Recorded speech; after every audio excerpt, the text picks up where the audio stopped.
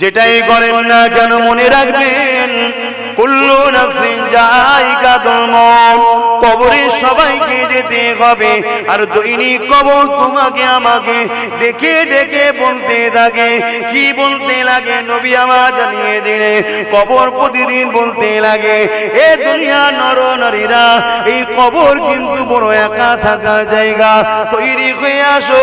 এই কবর কিন্তু মাটির ঘর, তৈরি হয়ে আসো।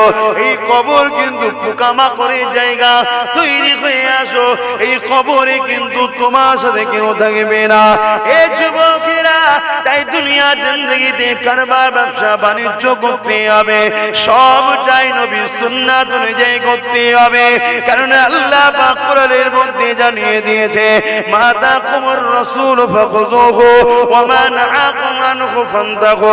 আমার নবী যা আদেশ করেছে মেনে নাও, আমার নবী যা নিষেধ করেছে ছেড়ে দাও।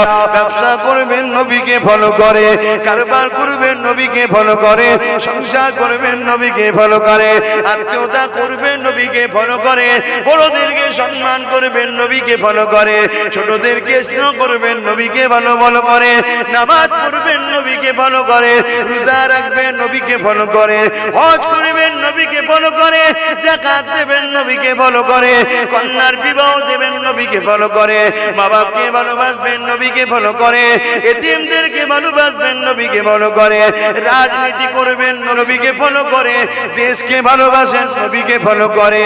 আপনার সমাজনীতি, অর্থনীতি, রাজনীতি, পরিবার নীতি, রাষ্ট্রনীতি, সব নীতিটাই একমাত্র মডেল হবে নবী নবী নবী নবী।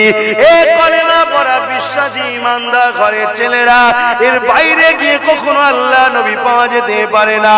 লাইফটা তোমাকে তৈরি করতে হবে, তোমার রাসূল যেভাবে তৈরি করতে বলেছে ওই কাজগুলোকে তোমাকে